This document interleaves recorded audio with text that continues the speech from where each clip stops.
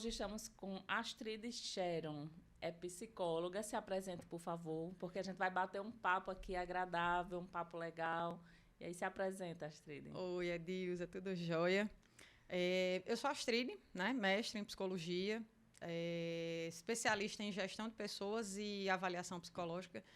E sou credenciada pela Polícia Federal, né, fazendo avaliação para porte de arma desde 2004. Né? Passei um tempo aí, também sou da academia, né, coordenadora de curso, gestão, né, de pessoas dentro de universidades. Então, a minha trajetória ela passa um pouco por isso, né, da psicologia como clínica, vamos dizer assim, mas também da educação, avaliação psicológica, é um pouquinho do que eu tenho feito nesses anos. Então, vamos lá. Então, o papo hoje promete muito, é um papo interessantíssimo, porque é sobre a psicologia, sobre a mente humana. Então, a gente até começa a conversar sobre como nossa mente influencia na nossa vida. Uhum. Né? É um tema que me fascina muito, e eu quis trazer para as pessoas, até porque a gente passa aí por vários aspectos e que a mente da gente traz essa influência. Então, vamos de uma forma assim, como é que a nossa mente nos influencia no nosso dia a dia? Então, assim, na verdade, quando a gente fala de saúde mental hoje, né, falando em mente, saúde mental, é um tema que ele tem ficado mais recorrente. Né? A gente percebe que nos últimos anos se fala muito mais de saúde mental. Né? Eu tiro isso pela minha filha. Eu tenho uma filha adolescente de 15 anos e o ano passado, eu acho isso, não tem mais de um ano, não. E ela chegou em casa e disse assim, mãe, mas eu não vejo as pessoas se preocupando com a saúde mental. E eu olhei assim, eu sou uma adolescente de 14, 15 anos, já se preocupando, né, falando sobre saúde mental. Então, assim, eu não me lembro de, na minha época de adolescente, né, estar preocupada com saúde mental.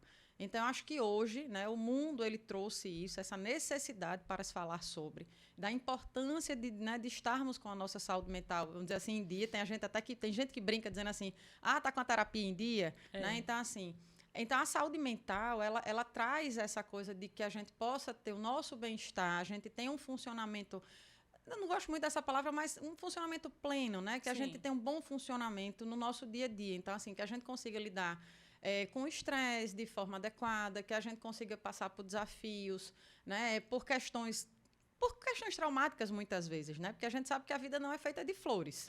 Né? Então, assim, muitas vezes a gente passa por esses momentos. Então, quando você está com a saúde mental bem, você consegue passar por essas coisas, por essas situações, de uma forma mais amena, né? Vamos dizer assim. E a gente consegue, por exemplo, tomar decisões mais assertivas, né? Tomar decisões mais voltadas para o que a gente tem como valor de pessoa. Então, eu acho que é um tema que hoje tem se falado muito mais. Né? Então, as pessoas elas se preocupam mais com isso, elas falam mais sobre isso, e o que é bom. Né? O que é muito bom, porque a gente consegue levar informação para pessoas que talvez antigamente não tivessem, né? Esse acesso à informação. Então, a informação ela chega por vários lugares. Talvez o mundo digital, essa era de com certeza. Redes sociais, os nossos certeza. Adolescentes têm mais acesso e têm acesso a vários temas. Com certeza. E a saúde mental é sempre muito interessante. Você falando aí, eu vi minha filha também falando. Outro dia ela falando sobre saúde mental e tal. E as pessoas procuram hoje muito mais a terapia, né? Você falou aí que as pessoas perguntam, a terapia está em dia? Uhum. Mas existe também um detalhe entre fazer terapia e tem gente que diz, eu vou para um terapeuta, talvez por modismo também, que também tem isso. Você também identifica essa... Tem um pouco. Assim, o fato de se falar muito sobre o tema, né, também traz outras questões, né? Então, assim, tem a coisa da moda, né? Tem gente que acha bacana dizer que faz terapia, né? Dizer assim, estou indo para o terapeuta. Eu saí da minha terapeuta agora. É igual dizer assim, fui para academia, né? Então, assim, tem aquela coisa de dizer estou indo ou acabei de sair. Então, tem a coisa do status ainda, infelizmente. Como também tem um outro lado, que talvez esse me preocupe também um pouco, porque a questão de muitas pessoas ainda terem o estigma de dizer que vai para terapia, porque tem um outro lado, né? Tem um modismo das pessoas que querem ir para dizer que fazem, que pagam, que têm condições para. Um grupo aí de pessoas que gosta, vamos né? dizer, ostentar, eu tenho terapeuta. Isso, exatamente, tem a ostentação aí do terapeuta. Mas também tem um outro lado, que são aquelas pessoas que não vão com vergonha, né, de dizer que vai para a terapia, de dizer assim, se eu for, eu vou estar mostrando um lado frágil que eu não quero mostrar que eu tenho, ou então não estou sendo corajoso o suficiente para lidar com alguma coisa que eu estou passando. Né? E, na verdade, não é isso. Né? Na verdade, quando você se propõe a ir para uma terapia, procurar ajuda, você está mostrando que você reconhece a importância da sua saúde mental. Exato. E você está mostrando autocuidado. Né? Porque, assim, cuidar da saúde mental ela é tão importante quanto cuidar da saúde física. Quando a gente está doente, a gente vai no médico. É né? verdade. Então, assim, a gente vai no médico por questões físicas, normalmente. Então, se você percebe que tem alguma necessidade, né, emocional ou está passando por alguma questão e que mobilizou você, o fato de você procurar ajuda profissional naquele momento não está dizendo que você é fraco, né, ou não está dizendo que você não tem coragem para enfrentar aquilo ali. Não, muito pelo contrário. Está mostrando que você tem consciência, você se conhece. E aí a gente pode até falar algumas questões aqui. Saúde mental. O que é que a gente pode pensar em saúde mental? Por exemplo, você pode pensar numa pessoa que tem um autoconhecimento, né? Que ela consegue identificar quando ela está bem, quando ela está precisando de ajuda, né? Quais são os pensamentos, os sentimentos e as emoções, ela consegue identificar quando ela tem algo que não está bom, né? E que está precisando realmente de ajuda. E não é aquela ajuda de um amigo, né? Porque a gente tem amigo também. Né? A gente vai sempre ter um amigo, um parente, uma pessoa que mais... a gente e que vai dar conselho. Exatamente. Mas que não é um profissional vai acolher, isso, ele pode até fazer o acolhimento. Né? Ele pode até fazer o acolhimento no sentido de ouvir. A gente sabe que tem muitos amigos que são bons ouvintes. Sim. Né? E a gente sabe que isso ajuda muito. Mas não é isso. Né? O profissional psicólogo, ele tem uma competência, ele é habilitado não só para ouvir, para acolher, mas também para pensar em estratégias de enfrentamento, né? Em maneiras de como você passar por aquilo ali, por aquela situação que você está vivendo de uma forma mais saudável, né? Porque, assim, como eu disse antes, as situações elas vão acontecer. A forma como a gente vai lidar com elas e a gente vai enfrentar essas situações é que vai dizer se a gente vai sair daquilo ali bem ou não. Né? Às vezes a gente tem uma situação que para muitos é bem pequena e para alguns é algo grande. Exatamente. E que você mergulha numa tristeza profunda ou num sofrimento. Exato. E você nem sabe como sair dali. Então, o profissional vai ajudar isso. E eu gosto de dizer também que a dor do outro, quem sabe é o outro. Né? Então, não adianta a gente dizer assim, a sua dor é pequena. Eu não sei, porque para você, a sua dor é a sua dor. Né? Então, assim, eu não tenho como mensurar, porque para mim, talvez aquela situação, como você bem disse, talvez aquela situação fosse para mim uma besteira, vamos dizer assim, como algumas pessoas dizem, né? Besteira, pelo amor de Deus, como a pessoa está triste por causa disso?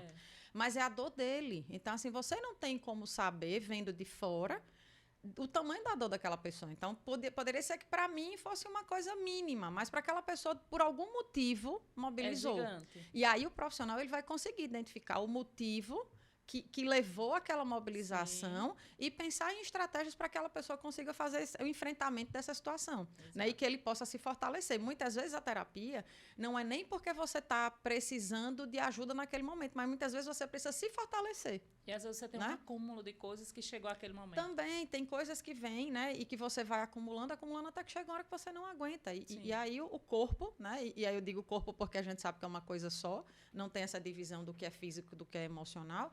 Então, o corpo pede ajuda. Né? Então, a gente precisa ter esse conhecimento, esse autoconhecimento e ter essa noção de quando realmente pedir ajuda e não ter essa vergonha, né, de achar que não está sendo capaz o suficiente ou forte o suficiente para lidar com essas coisas. Uma outra coisa que eu acho importante que a gente possa falar também em relação à saúde mental é a questão de equilíbrio. Né? A gente precisa ter um equilíbrio na vida. Então, assim, nem tudo é trabalho, né? A gente não precisa ter 100% de atenção numa coisa. Então, a nossa vida ela é composta de vários momentos. Que balanceia. Eu digo, a gente, às vezes, é personagem, né? A gente tem vários personagens. Então, assim, eu, durante o dia, por exemplo, Astrid, tem a personagem mãe, né? Tem a personagem psicóloga, tem a personagem bailarina, tem a personagem esposa. Então, assim, tem a personagem... Né, enquanto coordenadora, então, assim, eu tenho os meus personas, né? Eu tenho aqueles papéis que eu executo. Vou até mudar um pouco a nomenclatura para não chegar aí no pessoal. Os papéis. Os papéis, né? Mas, assim, a gente tem os papéis que a gente vai exercendo no nosso dia a dia. Então, e esses papéis, eles têm que ter um equilíbrio, né? Da mesma forma como eu tenho que pensar que tem Astrid e Astrid.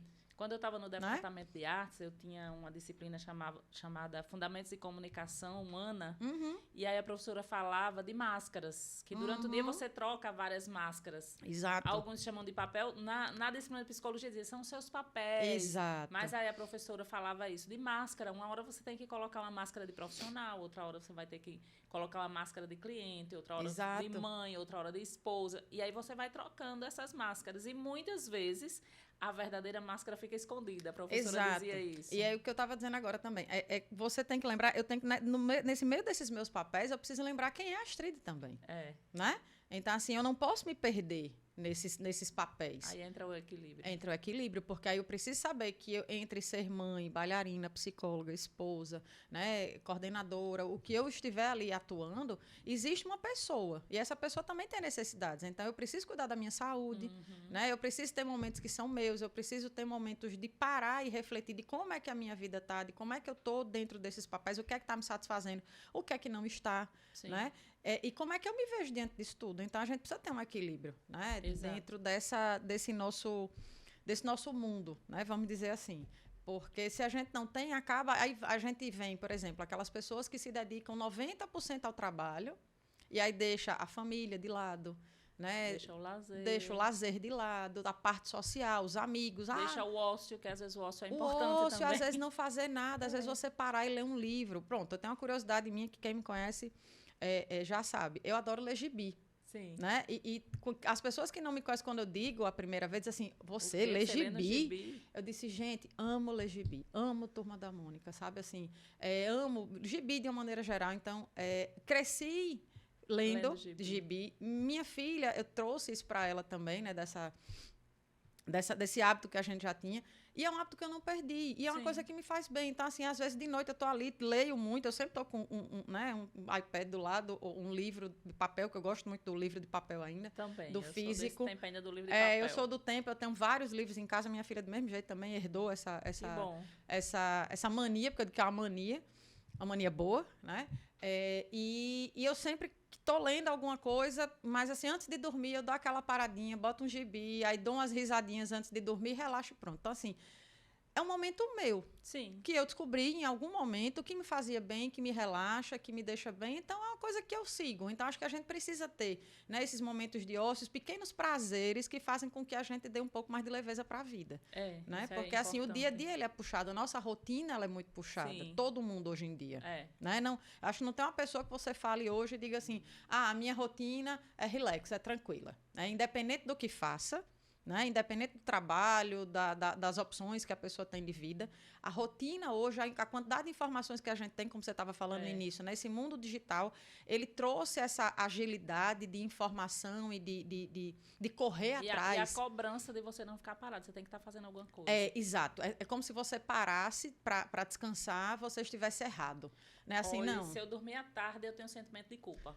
Mas eu acordo angustiada com sentimento de culpa. Meu Deus, eu dormi, eu estou fazendo alguma coisa errada. Mas isso é um sentimento, isso é um sentimento que hoje acomete muita gente, porque assim, é como se você não tivesse o direito de parar, porque você tem que estar, como o mundo ele vem nessa velocidade frenética, né? É como se você tivesse a obrigação de ficar a 220 toda hora. Fazendo alguma coisa. Então, isso aí já é algo como se a gente estivesse perdendo esse equilíbrio. Exatamente. Porque você tem que pesar para um lado, pesar para o outro. Você tem que desacelerar muitas vezes, né? Como a gente estava falando aqui antes de começar a gravação, né? A história da praia. Sim. Sabe, uma tarde, gente, vai lá, fica na beira da praia, bota uma cadeira para não fazer nada. Não fazer nada, não fazer nada, olha. Eu tô aprendendo que isso é bom demais. E assim, e vou dizer também, sabe? Isso para mim é um exercício diário, porque eu sou acelerada. Sim. Por natureza, eu sou acelerada. Quem convive comigo também sabe. Mas é um exercício que eu tenho feito, porque, assim, a gente precisa ter, né? Eu já acordo com essa energia. Então, assim, a hora que eu acordar, se for 6, 7 horas da manhã, pronto, outra coisa que... Já tá virada. Já acordo no 220, eu já ia, o que é que tem que fazer? Vamos parar. Mas eu tenho tentado, é um exercício que também é diário, né? Então, é necessário também. É necessário. Então, qual é aquele momento que a gente para e diz assim, eu preciso cuidar da minha mente?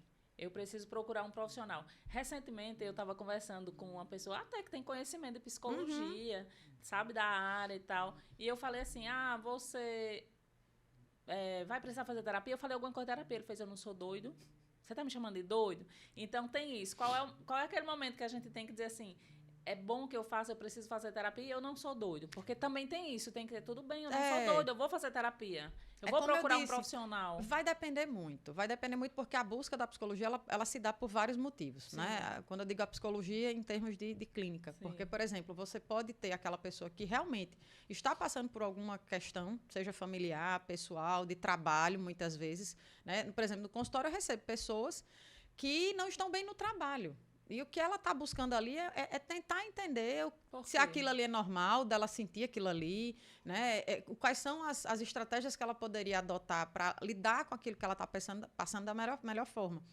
Pode ser uma coisa relacionada a trabalho, como pode ser relacionado, por exemplo, a um filho, né? Não estou conseguindo lidar com meu filho. Eu tenho um filho adolescente, não estou conseguindo, não sei como lidar, não sei como entender as demandas atuais da adolescência. Então, vai depender muito, né? Mas, assim, o importante é você perceber que existe alguma situação ali na sua vida que você não está conseguindo lidar da melhor forma, que aquilo ali está causando, né, algum sentimento, né, desagradável, alguma angústia, dor. Então, assim, que você possa procurar uma ajuda, porque, como eu disse, não existe uma receita ou uma hora que você diga assim, é agora. Sim. Né? Porque vai depender muito de como você percebe, de você está se sentindo. E também da consciência que o profissional vai lhe ajudar. Exatamente. A gente está falando aqui, começou nessa introdução, falando de como a mente influencia a nossa vida. Tem casos, eu queria até, se você puder falar, que a nossa mente, não estando saudável, vai aflorar e aparecer no corpo. Sim. Tem caso de dermatite atópica, por exemplo, né? De coisas assim que que a gente chama da psicossomática, né? A gente chama psicossomática. Então, assim, é quando o corpo ele somatiza já que você não está bem, tá? Eu digo até às vezes assim, uma hora o corpo pede, né? Ele vai dando sinais, né? E uma hora ele pede para realmente você parar. Sim. Então, acontece sim, né? E a gente sabe, não vou falar aqui de questões de comprovações científicas, porque eu não tenho dados aqui para trazer, né? Agora, de cabeça. Mas a gente sabe sim, né? E é comprovado, eu não consigo dizer números ou nomes de estudos, mas a gente sabe sim que existe. Exato, a gente sabe sim que existem casos, por exemplo, que a própria ansiedade ela pode trazer, né? Uma somatização. Alguns sentimentos, algumas sensações que a gente tem, elas podem trazer somatizações para o corpo. De coisas que você não consegue resolver, né? Emocionais que estão ali, que você não trata naquele momento. E aí chega uma hora que vai para o seu corpo, você somatiza. E depende muito da pessoa. Então, essas somatizações elas podem aparecer como uma forma de, por exemplo, uma dermatite. Ela pode aparecer como uma forma de uma gastrite, né? Que eu não sei nem se falar médico aqui, eu posso até falar besteira, mas antigamente escutava muito a história da gastrite nervosa. Né? Eu não sei o nome científico, meu irmão é médico, escutar e vai dizer assim, pelo amor de Deus, né? Enfim. Não sei o nome que eles dariam para isso, mas antigamente a gente ouvia falar muito. Eu tenho dor na coluna quando eu tô pois é, estressada. Não existe um lugar que se coloque, né? Que se diga assim, vai vir aqui. Porque eu passei por alguns momentos de alto estresse, lá vai, eu não me controlando e vou contar a história. Por um momento de alto estresse e eu tinha uma dor na coluna que não passava. Não passava. E eu fui 4 vezes na mesma semana para pronto-socorro e tomava injeções e diminuía a dor e não passava.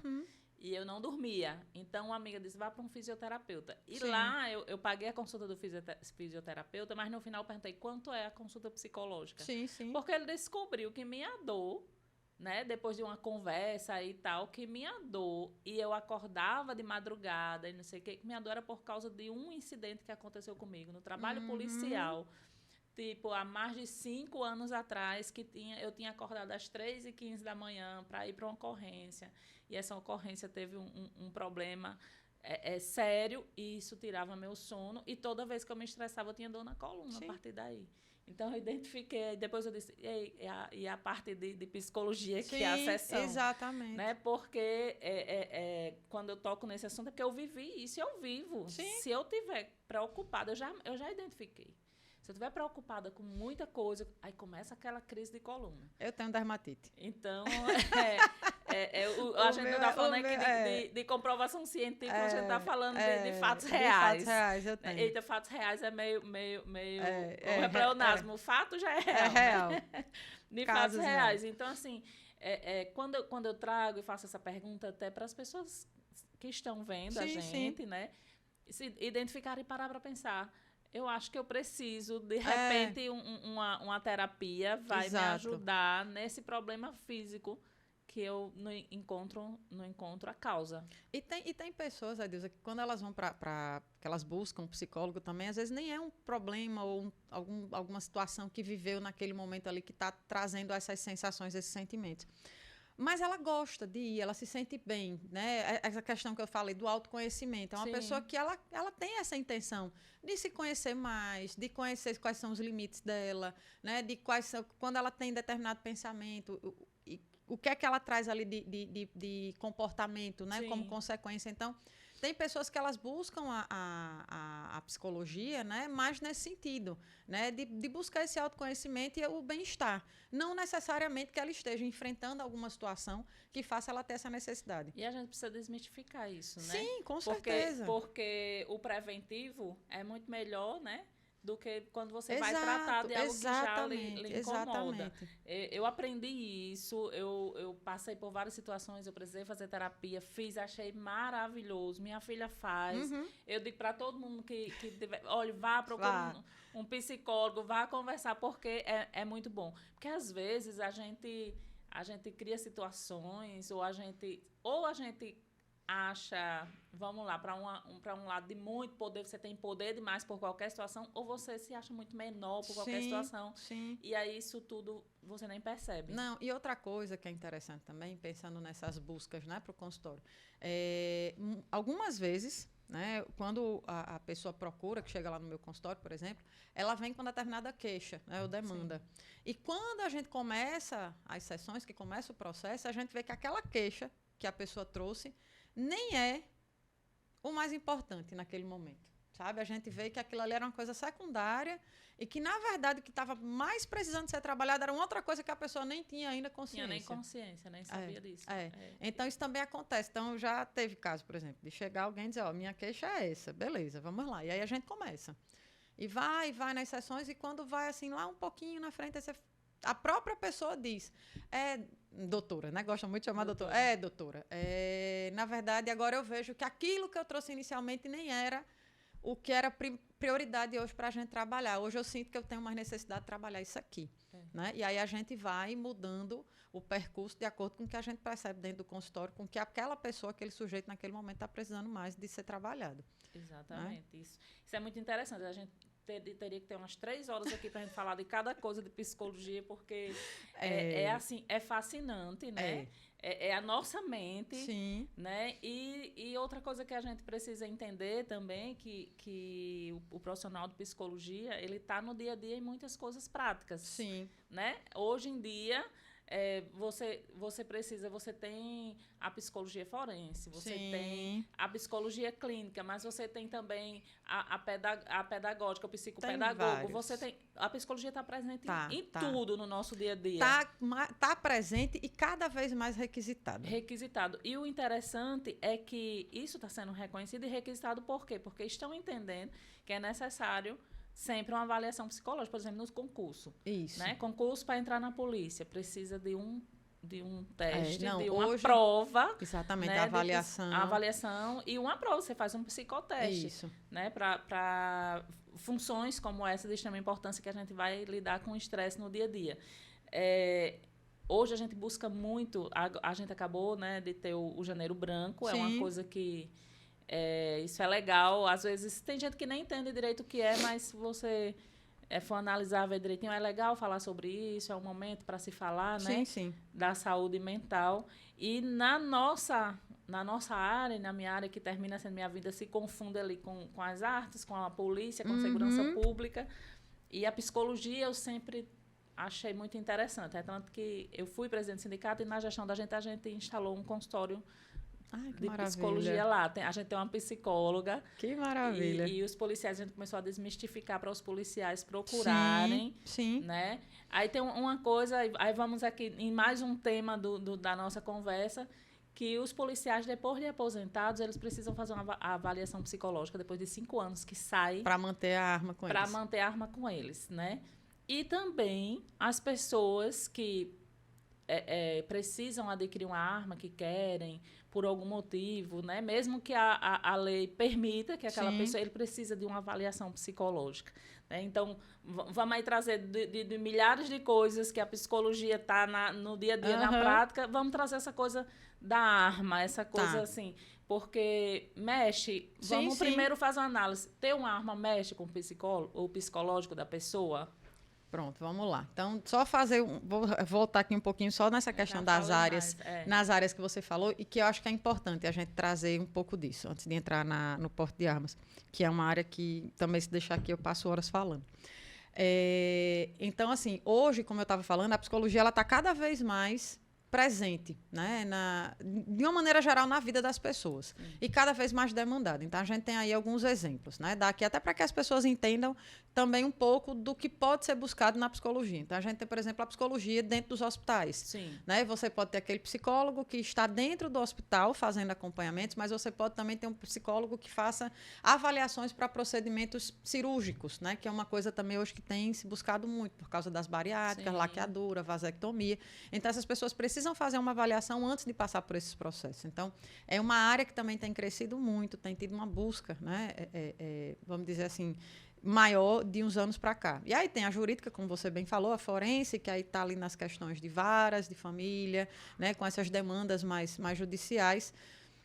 Na escola, né, e aí a gente vem dentro da escola, aqueles profissionais que estão também dentro da escola, fazendo orientações, acompanhando os alunos, mas também tem aquele profissional que faz uma orientação profissional. Sim. Né, que é aquele adolescente que está ali já no ensino médio, né, as vias de fazer Enem, ou a gente tem uma pessoa que já está no mundo do trabalho, né, um adulto, ou um jovem adulto, e que está precisando de uma orientação no sentido de mudar de carreira, ou às vezes até começou um curso universitário, né, mas ele quer mudar o curso, ele não está se identificando e quer, né, conhecer as possibilidades que ele tem, de novo, autoconhecimento, né?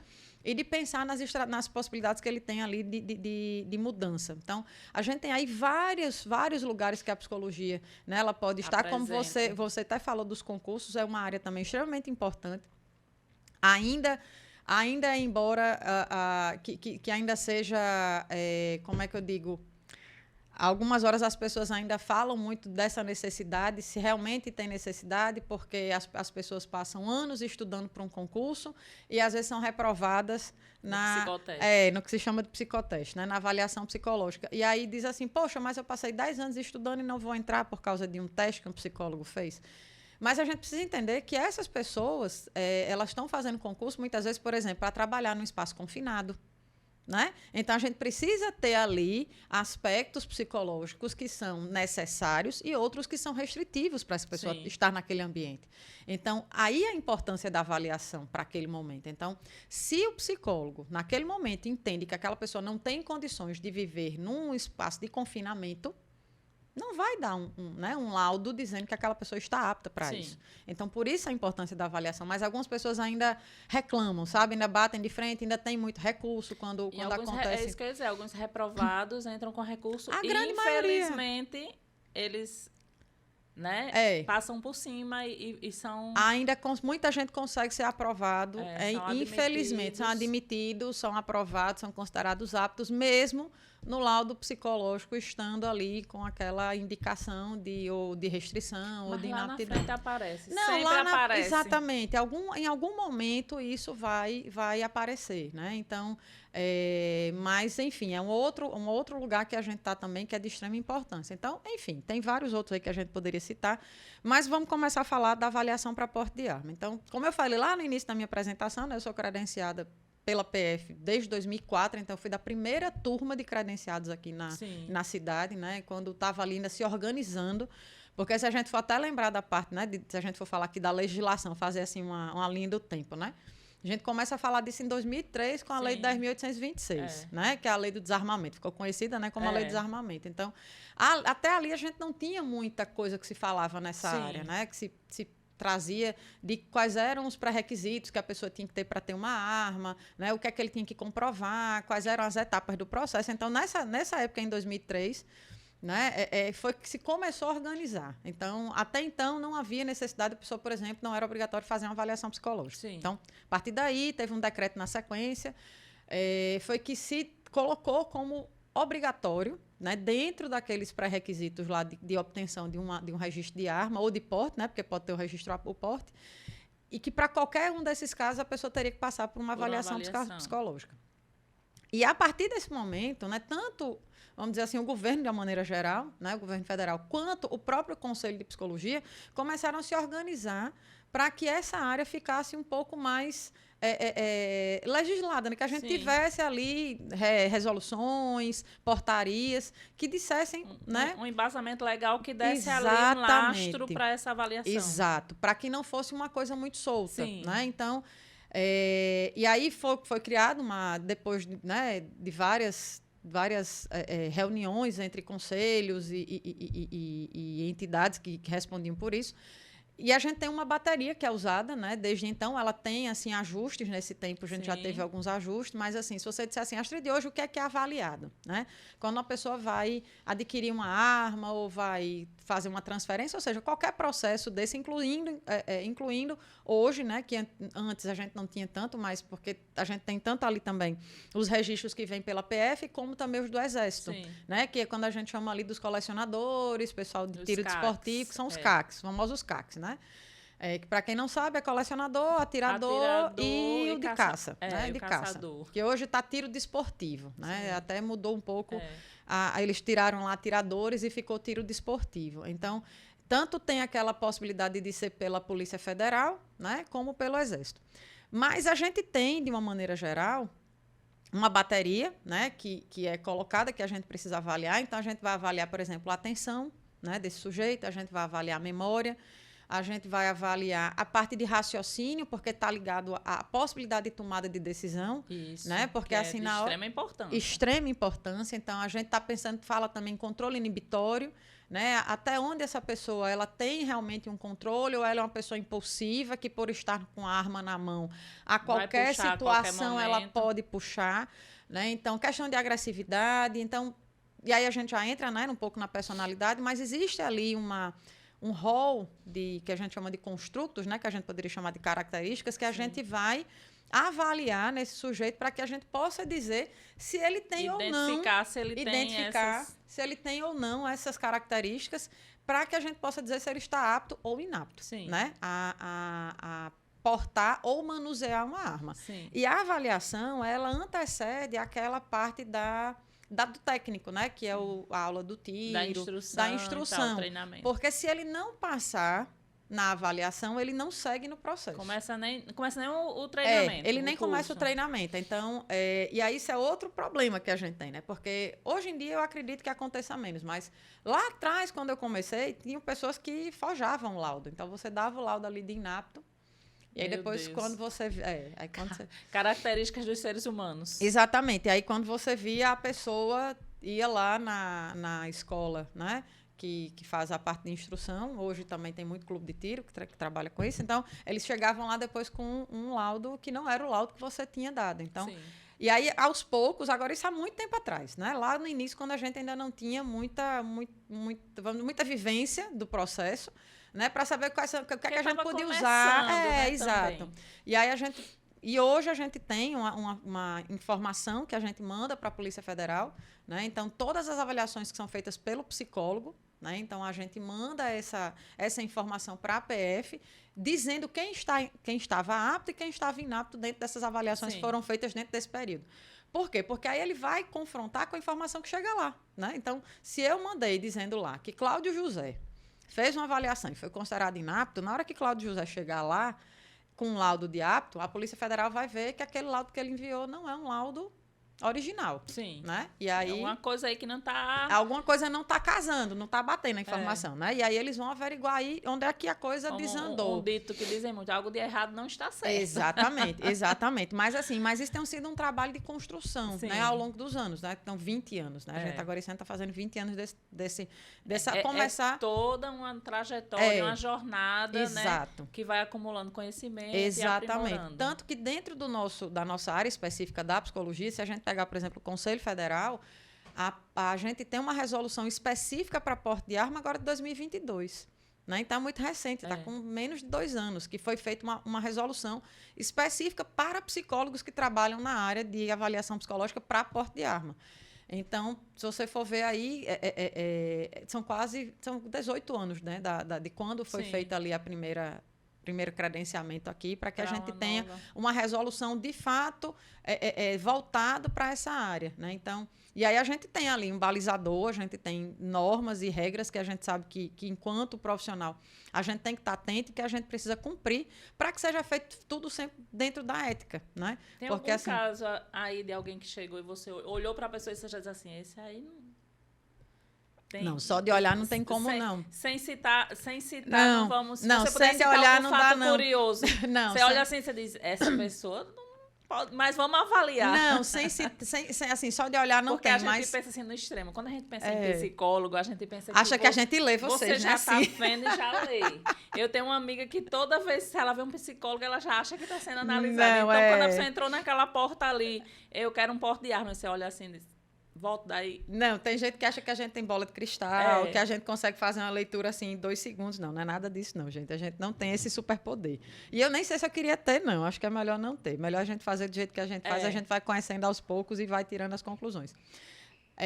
Não, mas de olhar não tem como. Mas, assim, já aconteceram casos engraçados, de tipo... eu estar na clínica e... tá lá do consultório, fazendo alguma avaliação ou simplesmente organizando as coisas para receber quem vem fazer a avaliação. E aí, quando eu saio para chamar, que eu levo a pessoa para a sala, às vezes eu saio para pegar uma água, não sei o quê, aí as meninas que ficam de fora, normalmente uma recepcionista, a secretária, olha assim e faz, esse aí não vai passar, não, tenho certeza. Condições zero dessa pessoa passar. Eu, por quê? Não, porque aqui estava isso, e tá assim. Pela conversa da recepção. Conversa da recepção, elas já achavam que aquela pessoa não passaria. Coincidentemente, algumas não passaram, mas outras passaram. Então, assim, não tem como a gente dizer que de olhar vai... Mas, assim, uma boa entrevista, né? Você fazendo já uma boa entrevista de início, antes de fazer as avaliações, ali na entrevista a gente já consegue, sim, identificar vários pontos que são importantes e que são essenciais e que a gente vai aprofundar, né, na avaliação depois. Então, assim, quando você tem uma entrevista não digo bem estruturada, porque se a gente for no conceito de entrevista estruturada, é aquela que você não pode sair do roteiro, né? Mas quando eu digo bem estruturada, no sentido de você ter competência para fazer uma boa entrevista, né? Quando você consegue, mesmo sei lá, você faz uma determinada pergunta e com a resposta você percebe que você pode perguntar mais, sabe? E aprofundar aquilo ali que ele está dizendo, porque ali pode ter alguma coisa. Então, quando você consegue fazer uma entrevista bem estruturada nesse sentido, ela já lhe dá, sim, bons indícios. As pessoas saem de lá chateadas quando você diz assim, não está apta. Sai. Quem quer uma arma querendo ir sai e eu já, inclusive, recebi ameaça, né? Nossa. Já recebi ameaça. Então, assim, já teve... E essa história eu conto muito para meus alunos. Sim. Conta aí essa história da ameaça, é interessante. Meus alunos já escutaram essa história várias vezes, quando dou aula nas pós daí da vida. Eu estava lá um dia, um dos casos, né? Estava lá um dia fazendo avaliação. Esse, coincidentemente, a menina da recepção foi um dos que ela disse e foi reprovado. Essa menina da recepção, ela já está aí. É porque ela estava muitos anos já comigo. Isso foi uma clínica que eu trabalhei uns anos atrás. E ela já estava comigo há muito tempo, então ela ficava ali só observando e ficava me dizendo algumas coisas. E aí, esse rapaz, ela me falou o que é que chamou a atenção dela nesse dia. Ela disse, Astrid, ele é meio ríspido na forma de falar, não tem muita paciência, não sei o que. Eu disse, não, beleza, passou. E aí eu fiz a entrevista, fiz a avaliação, a aplicação de todos os testes, aquela análise toda depois. E realmente eu vi que ele não tinha as características, ou ele tinha muitas características restritivas, né? Que é a hora que a gente considera ali a inaptidão. E aí fui dar o feedback para ele, né? A devolutiva. E na hora que eu falei que ele estava inapto, normalmente a devolutiva, né? A gente marca um horário, explica para a pessoa o porquê dele estar considerado inapto. E aí uma coisa que tem até um detalhe, na Polícia Federal, né, nessas avaliações para porte de arma, quando você é considerado inapto, não é nem que o mundo acabou, não. Né? Você tem a possibilidade lá, né, pela lei, a gente pode fazer uma nova avaliação pós 30 dias. Sim. Né? O que não pode é fazer antes desse tempo. Mas porque depois de 30 dias... aquele momento também não era um momento bom, a pessoa passou por um estresse, por um problema. Eu já tive pessoas, por exemplo, que foram fazer avaliação, que foram reprovadas, foram consideradas inaptas. E aí, quando eu fui dar a devolutiva, a pessoa diz assim, não, realmente naquele dia eu não estava bem, porque, sei lá, foi o mês de falecimento do meu esposo. Sim. Né? Então, assim, não tinha como a pessoa estar bem naquele dia. Então, é justificável que a avaliação naquele dia não tenha sido boa. E aí, quando você refaz, você faz o reteste, aí você vê que estava tudo ok e a pessoa está apta. Mas aí, enfim, voltando lá para o rapaz. E aí, nessa devolutiva, normalmente eu explico por que a pessoa foi considerada inapta, quais foram, né, os dados que apareceram e que fez com que ela tivesse sido considerada inapta naquele momento. E explico, daqui a 30 dias você pode fazer uma nova avaliação, não necessariamente comigo, você pode, deixar inclusive isso claro, né? Sim. Você pode procurar um outro profissional, né? Se você tiver, né, essa vontade, não necessariamente tem que voltar para mim. E aí ele não aceitou. Disse, não, mas eu acho isso um absurdo, eu estou aprovado, isso é tudo besteira. Eu sou uma pessoa... eu sou uma pessoa controlada. E aí, cada coisa que ele falava, eu tinha mais certeza do resultado que eu tinha dado, né? Ele ia se descontrolando. E eu dizendo assim, graças a Deus que eu... Que ele não está com a arma na mão. Não, e graças a Deus que eu coloquei inapto. E ele realmente está inapto. Então, cada vez que ele fala, que ele continuava a falar, eu só tinha certeza do meu posicionamento enquanto profissional. E aí... Mesmo chateado, ele foi embora. E eu continuei na clínica. Era um dia que eu tinha outras coisas para fazer e tal. E aí, daqui a pouco, nessa clínica que eu trabalhava, na época, essa menina tinha uma outra psicóloga que trabalhava comigo lá e que o pai dela era dono da clínica, né? Então, ele sempre estava por lá. Sempre estava por ali. E aí, nesse dia, ele disse que chamou a atenção de ter uma pessoa lá fora. E aí, quando ele falou, não, tem uma pessoa lá fora, achei estranho, porque já foi umas 2 vezes e tal. Aí ela olhou para mim e fez, Astrid, será que não é aquele rapaz que você atendeu que da devolutiva? Eu fiz, será? Aí eu falei com o pai dela, disse, olha, dê uma olhadinha se é uma pessoa assim, assim, assim, assado, faça de conta que o senhor vai sair. Aí ele saiu, como se fosse resolver alguma coisa, voltou e prestou atenção. E nessa saída, voltar, ele disse que era realmente esse rapaz. E aí eu disse, bem, como eu tenho outras coisas para fazer aqui, vou ficar aqui. Quando é hora de ir embora, eu vou embora. Só que nisso, como ele viu que eu não saía, ele ligou para a clínica. Olha, quero falar com fulana de tal. Né? E a menina falou assim, ela não tá. Né? Como ela não tá? Eu sei que ela tá aí. Eu fui aí hoje à tarde, fiz uma devolutiva com ela, não sei o que, não sei o que. Eu quero falar com ela. Aí não, ela não tá aqui, a Astrid já foi embora. Não tá, porque o carro dela tá na frente da clínica. Tava lá, de campana. O carro dela tá na frente da clínica. Eu sei que ela tá aí. Eu só vou sair daqui quando eu falar com ela de novo. Ixi. E aí ela falou, olha, eu já disse a você, ela não tá... Enfim, ele insistiu e disse, olha, eu só saio daqui hoje quando eu falar com ela. E ela vai ter que me dar meu laudo, senão... Enfim, vou tomar minhas providências e tal, e tal, e tal. Então, assim, ele fez uma ameaça lá, falou um monte de coisa, né, pra essa minha amiga, que era outra psicóloga. E não me lembro se foi para ela ou se foi para a menina enfim, uma das duas lá atendeu o telefone e ele fez essa fala toda. Resumo da ópera. Fiquei lá, liguei pro meu marido para explicar a situação todinha, que eu não podia voltar para casa. Fiquei lá, o pai da menina ficou lá marcando, né, espaço para ver se ele ia embora. E nessa brincadeira, eu saí da clínica nesse dia, tipo assim, umas 9 horas da noite, até que a gente teve certeza que ele já tinha ido embora, que não estava mais lá. Depois disso, passei uns dias sem ir lá. E o pai da minha amiga foi me escoltando até em casa, porque a gente tinha medo de ir no trajeto. Ele tá seguindo. Ele tá me seguindo, então ele foi comigo, me deixou em casa. A gente, né, meio que não tinha como ter certeza absoluta, mas a gente achava que ele não estava ali. Passei uns dias sem ir na clínica. Quando eu voltei aí, não deixava mais meu carro na frente, deixava assim em ruas, né, ali e andando. Mas, enfim, aconteceu e tiveram outras de ligação, mas é a velha história, né? É um trabalho que eu escolhi fazer, ainda acredito que é uma coisa que eu digo que é muito do meu papel social também, né? No sentido de fazer com que realmente pessoas que estejam aptas para portar ou né, manusear uma arma, elas tenham, e aquelas que não têm, não vão estar, pela minha mão não vai sair, né? Esse laudo. Então, eu ainda insisto em fazer esse trabalho, mesmo ainda tendo, né, essas possibilidades de uma possível... situação como essa. Uma né? curiosidade, o que é que te levou a entrar para esse lado aí? Porque, assim, não é uma coisa muito comum, né? Não. Então, mas alguém precisa fazer esse trabalho. Então, o que é que te levou, que te chamou a atenção? Ou você entrou assim, sem saber muito onde estava pisando? Entrei porque, como eu disse, foi a primeira turma aqui em Natal, né? Então, assim, quando me ligaram, eu recebi a ligação da própria Polícia Federal. Como é que meu nome chegou? Não sei. Ei, você é psicóloga, eu quero que você faça avaliação. Não, foi assim, olha, é o seguinte, a gente vai fazer um credenciamento de psicólogos aqui em Natal, para um pessoal que vai trabalhar com avaliação para porte de arma, e a gente vai marcar a reunião tal dia. Você quer ir lá entender como é que vai ser o processo, ver se você tem interesse? Aí eu tenho.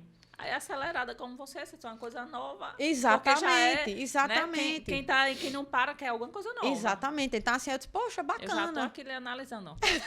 Mas foi mais ou menos isso mesmo. Tipo assim, poxa, legal, coisa diferente, né? Não sabia o que era exatamente na época, nunca tinha ouvido falar e fui lá. E aí depois eu me apaixonei pela área. Né? Coisa boa. Depois eu me apaixonei tanto que o meu mestrado é em avaliação para porte de arma. Sim, né? Então, assim, avaliação psicológica para porte de arma usando... Está publicado o seu mestrado. Está publicado. E na minha dissertação, eu uso um teste específico, que é também um dos instrumentos que eu gosto muito de trabalhar. Mas o estudo foi feito sobre avaliação psicológica para porte de arma, porque, assim, eu acabei me apaixonando pela área. Tá? Assim, hoje eu dou aula sobre o tema, né? Sou uma estudiosa sobre o tema, então, assim, sempre que tem... E aí, pronto, se você perguntar qual é uma das maiores dificuldades hoje da área, além de ter essas coisas corriqueiras de cotidiano, é a gente se manter atualizado, porque, assim, você tem que estar estudando. E aí, uma coisa que eu tive que vencer, né? Porque, assim, eu dizia muito que eu nunca ia ser advogada, que eu nunca ia ter paciência para estudar essas coisas e tal. Legislação. Aí agora você tem que estar estudando legislação. E agora eu preciso estudar, né? Eu preciso... porque é até chato mesmo estudar legislação. Eu digo isso com muita propriedade, porque eu também fiz o curso de Direito, além de ter feito de Artes. Mas é algo necessário no dia a dia. É algo necessário. E aí termina sendo apaixonante. Exatamente. E aí hoje, quando eu vejo, tá eu lá decorado já. Artigo, sei a lei, não sei das quantas, resolução, não sei das quantas. Eu digo, meu Deus do céu. Olha onde eu estou. Olha onde é que eu vim parar. Decreto, não sei das quantas que saiu. Então, e agora, nesses últimos anos, a gente teve muita mudança de legislação, né? Porque, por exemplo, quando a gente estava no governo, e aí, gente, guardando aqui todas as discussões políticas, tá? Não estou trazendo nada disso, mas a gente precisa, né, tocar nisso, porque quando a gente fala da legislação da área, a gente teve muita mudança nos últimos anos. Sim. Né? Então, assim, por exemplo, a gente vinha com essa questão da regulamentação e tal. A partir de 2019, a gente começou a ter muita flexibilização na área. Começou né? a ter muita abertura, flexibilização. Começou-se a abrir, abertura. Alguns estudiosos da área tá trazendo a atenção de que não se devia abrir tanto, né? Não deveria armar tanto a população. Mas isso aconteceu, né? E aí, quando foi 2023, com a mudança de governo, né? Fecha-se tudo. Então, saiu assim de uma abertura que estava lá muito, e aí fechou de vez. Aí dá um choque. Então, todo mundo assim, poxa, e agora? O que é isso, né? Tava tudo liberado, agora fecha tudo de uma vez. Os clubes de tiro sofreram muito com isso em 2023. Porque também se tornou uma coisa muito empresarial, muito lucrativa. Exatamente, virou um nicho de mercado. Virou um nicho de mercado. E, além de virar um nicho de mercado, algumas pessoas perceberam que uma forma mais fácil de tirar o porte, ou o manuseio, o registro, na verdade, não era nem o porte, tirar o registro, era ir pelo clube de tiro. Então, isso aí que meio que virou, assim, um mercado, virou um nicho ali. Então, abriu muito o clube de tiro, até porque podia se abrir. Né? Eles não estavam fazendo coisa errada. Né? Claro, era possível. Tinha uma legislação que permitia. Exatamente. Então, e as pessoas apaixonadas por isso iam E a gente tem muitas pessoas que fazem o tiro desportivo e que são realmente apaixonadas por isso. Então, houve ali as duas coisas, né? A oportunidade, né? E a possibilidade de ser feito. Então, as pessoas foram buscando isso. Início de 2023, primeiro decreto do governo novo foi suspender tudo. Arrochou tudo, né? Suspende novos registros, suspende a abertura de novos clubes de tiro, suspendeu tudo, né? E com a intenção de, com isso, criasse um grupo de trabalho, para que esse grupo de trabalho trouxesse um novo decreto, trazendo aí sim como é que a coisa funcionaria, né? Porque, por exemplo, normativas. Exatamente, porque, por exemplo, uma coisa que mudou muito nessas flexibilizações, a quantidade de armação foi ótimo. Quantidade de armamento que as pessoas poderiam ter. Então, assim, aumentou-se muito lá em 2019. Inclusive, de uso restrito. De uso restrito, quantidade de munição, que aumentou muito. E, assim, a quantidade de munição que foi, né, essa alteração de aumento, foi um aumento, assim, absurdo, né, de munição. Acredito eu que também muito em função do tiro desportivo, porque a gente sabe que quando você está ali treinando, você usa muita munição, né? Mas, enfim, houve essa mudança em relação a esses aumentos. Por exemplo, o tempo de avaliação psicológica, né? Então, nessa flexibilização, as pessoas só teriam que fazer uma nova avaliação em 10 anos. Gente, 10 anos acontece muita coisa na vida de uma pessoa. Nossa. Né? Muita coisa. 10 em 30 anos. dias acontece que você pode fazer uma reavaliação em 30 dias, imagina 10 anos. Exatamente. Pronto, você estava falando na hora que a gente começou a falar do tema, né, do porte de arma, dos policiais que, quando se aposentam, eles precisam fazer. Já eu tenho que fazer uma avaliação. Olha aí. Eu já estou com 6 anos. Quando essa normativa chegou, de que os policiais eles precisavam fazer, né, pós-aposentadoria, gente, foi uma confusão tão grande, porque assim, era uma coisa que não existia e que passou a ser, né, a ser obrigatória. Sim. Então, assim, as pessoas não queriam aceitar isso. Sim. Mas, com o tempo, entendeu que era necessário, porque você está ali aposentado, você não está mais na corporação, você não está mais no dia a dia, as pessoas não estão lhe vendo, lhe acompanhando. Então, assim, precisa, no mínimo, passar por uma avaliação para saber como você está. Eu vou falar uma coisa aqui que pode ser que eu seja apedrejada depois, né? Porque eu vou falar uma coisa assim, no meu ponto de vista, eu acho que a instituição... as instituições de segurança pública, os órgãos deveriam ter uma avaliação periódica de quem está na ativa também. Concordo. Não é que vai restringir e tirar a arma. Sim. Né? Porque um policial, desde que ele se torna policial, para o resto da vida ele não pode ficar sem arma. Né? Eu disse uma vez para minha filha perguntou, mamãe, para que serve uma arma? Eu digo que serve para matar. Ah, mamãe, então você mata? Não, mamãe, não. Minha filha, a gente não mata as pessoas, mas a gente precisa se defender. Exato. E com os índices de criminalidades que existem aí, um policial desarmado, ele está muito vulnerável e ele está acostumado a reagir e tal. Da natureza, né? E nós somos procurados, nós somos caçados. Exato. Né? Mas, assim, no entanto, precisa, sim, de uma avaliação até para tratar se a gente tiver com alto nível de estresse e se a gente tiver com dificuldade. Sim. Porque é muito fácil depois, quando acontece uma ocorrência... E aí eu já passei por isso, a imprensa, a sociedade aponta o dedo e não é preparado. E é policial, deveria estar preparado. Mas ninguém sabe o nível de estresse, o nível de situação. E muitas vezes você tem que tomar uma decisão em frações de segundo. Ou é sua vida ou a vida da outra pessoa. Por isso que uma das coisas que a gente avalia é a tomada de decisão. E você tem que tomar decisão rápido. Então deveria ter, eu abri aqui isso. Depois, policiais, não precisam me apedrejar. Mas seria importante ter uma avaliação não só para uso de arma, mas uma avaliação psicológica de uma maneira geral, um acompanhamento para os policiais de tempos em tempos, porque a gente lida com o pior que existe da sociedade. Com certeza. E no dia a dia. E no dia a dia não é uma coisa esporádica. Você sai de casa, você não sabe se volta. Só aí você já está com o psicológico aí meio alterado. Nível de ansiedade, nível de estresse sempre muito alto. Será que a gente consegue rapidinho, que aí já está expirando tempo, dizer assim... Até para quem está assistindo, porque o tema está legal e as pessoas querem saber. Já que não dá para a gente falar de tudo que você precisa ter para você ter uma arma, coisas que restringem, maior nível de restrição. Você diz nessa avaliação psicológica? Ser avaliado, aí você já pensar assim, eu tenho essa restrição. Dá para dizer alguma coisa assim já? Tem algumas coisas. Por exemplo, a atenção é uma delas. Você tem que ter um nível de atenção boa. Né? Não dá para você pensar que uma pessoa que vai portar uma arma vai ter uma atenção... inferior, né? Porque, assim... E é uma atenção, não só atenção concentrada, mas aquela atenção que você consegue estar prestando... Né? De novo, repetir a palavra vai ficar repetitivo, mas, assim, você conseguir prestar atenção em várias coisas ao mesmo tempo, né? Ou que você consiga dividir a sua atenção entre uma coisa e outra, né? Que a gente chama de atenção alternada. Sim. Então, o nível de atenção, questão de memória, por exemplo, eu trabalho muito com vigilantes, né? A gente também, essa avaliação psicológica, ela é muito procurada pelas empresas de vigilância.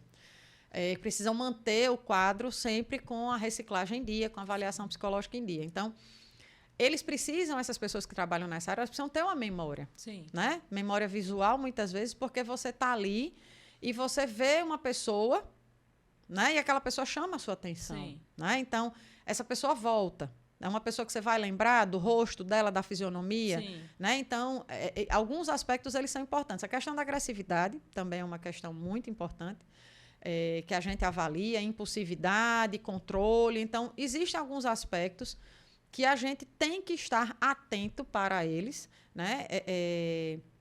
E isso eu estou dizendo aqui, até não é nada... dando dicas, né? Porque a gente também tem que ter muito cuidado, porque, infelizmente, alguns psicólogos começaram a ver também um nicho de mercado de dar dicas de como ser aprovado. Né? Não, mas isso que eu estou dizendo aqui está ali na legislação. Se você for lá, você vai ver que na Instrução Normativa da Polícia Federal de 2014, né, na 78, está lá dizendo qual é a bateria que a gente aplica. Então, ela fala de atenção, fala de memória, fala da personalidade, né, que a gente precisa avaliar a personalidade. E na própria resolução do Conselho ele diz, né, ela está lá dizendo, a gente precisa avaliar, por exemplo, aspectos cognitivos para saber como é que está o controle inibitório dessa pessoa. Né? A gente precisa saber como é que está o nível de impulsividade, de agressividade. Então, são dados que os próprios documentos eles trazem, né? E são documentos públicos. Sim. Né? Então, se as pessoas, inclusive, quem tiver interesse em pesquisar e estudar até, alguém que é da área, quer estudar um pouco mais sobre o tema, nessa documentação ele fala, né? Sim. Mas é uma área muito boa, muito bacana de se trabalhar. É uma área que não é fácil também, né? Você, como eu me apaixonei pela área, acho que você precisa ter essa paixão, porque ela tem essas dificuldades também. Como né? as pessoas têm acesso a essa legislação? Está aí nos sites Está do nos sites, governo? está nos sites do governo. A gente tem tanto a lei que eu falei lá no início, né, 10.826, que é a mais antiga. Não é mais antiga, porque no percurso histórico a gente tem alguns outros, né, mas talvez a que tenha ficado mais em evidência, que porque é como se fosse um marco. Exatamente, e ela ficou ali conhecida como a lei de desarmamento, lei do desarmamento. né? Então ela talvez tenha ficado mais em evidência, mas a gente tem essa instrução que é a 78 de 2014, Sim. que é da própria Polícia Federal, né? Do Conselho de Psicologia, a gente tem uma resolução que é a 01 de 2022, né? Que é a que eu falei que é a mais recente, Sim. que essa é específica para quem é da área de psicologia. Sim. E a gente tem os decretos do governo que saíram no ano passado para cá. Então, a gente tem o que saiu em janeiro, que é o 11.615, se eu não me engano. Tem outro que saiu em junho. E tem a portaria recente agora, que essa portaria que saiu agora em final de dezembro, 27 de dezembro, já é do Exército. Sim. Né? Que é a que vem a somar com os decretos do governo que saíram no ano passado. E aí, nela, você consegue ter, por exemplo, um panorama geral, tanto para quem quer, né, fazer o registro, quer adquirir uma arma ou fazer uma transferência, enfim, como também para essas pessoas que são de CAC, né, que são colecionadores, tiro desportivo e de caça. Parece que agora, em janeiro, já saiu mais uma normativa para os policiais. Essa daí eu acho que eu não vi ainda não. Essa daí eu não vi ainda não. Finalzinho de janeiro. Essa daí eu não vi ainda não. A última que eu vi foi a de final de dezembro, 27 de dezembro, Sim. que é essa do Exército. Sim, então tá lá na legislação. Tá na legislação. A pessoa vai lá e já vê, tem tudo que restringe para uma pessoa ter uma arma ou portar uma arma. Tem né? Os dados lá que a gente chama são os dados restritivos e os que consideram como necessários, né? Tem os necessários e os restritivos. Agora, uma curiosidade, que a gente conversa muito, mas eu fiquei aqui curiosa. Algum caso que você avaliou já deu errado lá na frente? Já teve algum problema que você tenha tido conhecimento? Graças a Deus, não. Que você avaliou é positivo. Graças a Deus, pode ter arma não. E depois saiu na imprensa. Aí você diz, nossa... Graças ao meu bom Deus e ao meu trabalho... Ao seu trabalho, a sua técnica... Não. Porque, assim, eu sou muito criteriosa, sabe? Assim, se eu não tenho certeza, assim, no sentido de, tipo, qualquer vestígiozinho de dúvida, eu não libero. Sim. Porque, assim, é como você disse, é uma coisa que pode não aparecer agora, mas pode aparecer daqui a 6 meses. Sim. Se ele tem um indício, se ele tem traços, então, assim, isso pode desencadear lá na frente, a depender de alguma situação que ele viva, né? Porque, assim, alguns casos, eles são bem claros. Quando você faz a avaliação, você já olha assim e faz, não, isso aqui realmente não tem condições. Outro, você ainda fica, não, ele tem isso, mas isso aqui puxa um pouquinho para o lado positivo, mas tem esse outro lado aqui, então, assim, em caso de dúvida, eu não libero. Não libero porque... Algo muito... E sabe aquela coisa, trazendo aqui, tirando até um pouco do lado profissional, mas trazendo assim para a pessoa, né? Eu penso muito assim, se eu encontrar com essa pessoa na rua com uma arma. É interessante, né? Se colocar Me no colocar lugar das como pessoa. Esqueça a Astrid de psicóloga, né? Assim, eu sou uma pessoa e vou encontrar com ele na rua agora. E ele está armado. Né? Uma coisa de trânsito. Uma coisa de trânsito, uma discussão de trânsito com uma pessoa dessa. Eu vou ter certeza de que ele não vai sacar a arma? Sim. Não tenho. Então, eu não libero. Então, isso além de tudo, é uma responsabilidade social. Uma responsabilidade. Por isso que eu digo que hoje eu ainda mantenho. Óbvio que eu sou apaixonada pela área. Mas eu encaro o meu trabalho hoje como uma responsabilidade no trabalho social. Sim. Né? De manter, realmente, do meu consultório, da minha clínica, de sair pessoas com um laudo de apto, realmente aquelas pessoas que têm condições, que estão aptos, né? a manusear ou a portar uma arma. Quem não está, eu não libero. Porque é uma responsabilidade muito grande, como a gente já tinha falado aqui. A arma, ela é feita para matar. Exato. E se você libera, você está liberando aquela pessoa a ter um instrumento que em algum momento ela vai tomar a decisão se vai usar ou não. Exatamente. Porque, e é uma responsabilidade muito grande. Eu estou liberando arma para a pessoa. Os CACs que me perdoem porque eles vão dizer, não, mas é esporte, não sei o quê. Mas isso aí foi adaptado para o esporte. Mas quando a arma foi inventada, né?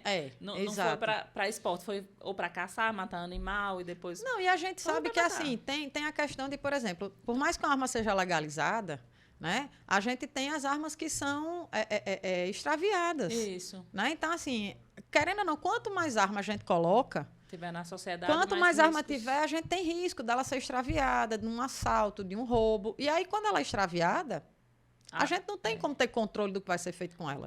Além de uma responsabilidade social, é uma responsabilidade também com a segurança pública. Sim, sim. Porque na hora em que uma arma está, né, na casa de alguém, que alguém vai digamos assim, a pessoa tem o maior cuidado do mundo, ele não andava com a arma, mas houve um roubo na casa dele, levaram a arma. Aquela arma vai ser usada para violência. A gente tem 2 documentos que eles são muito bons e que eu gosto muito, eles são bem importantes. Tem um Fórum de Segurança, né? E ele tem lá o Anuário de Segurança Pública, sim, né? E o outro que é o Atlas da Violência. São 2 documentos que, sim, eu gosto muito de ler, né? E saiu agora, recente, os dados mais novos. Então, a gente teve um deles, que não sei se foi de 2022 que saiu, que dizendo que o acervo que se tem de armas privadas hoje está maior, está quase ficando maior do que o que a gente tem de segurança. Sim. Entendeu? Os legalizados. Os legalizados, fora o que está por aí, isso entendeu? Isso é assustador. Então, é como se a gente tivesse mais pessoas armadas do que o próprio Estado. Do que as forças de segurança. Exatamente. Então, que bom esse bate-papo esclarecedor, né, Astrid? Como a gente tinha aqui pano para manga para conversar o dia todo.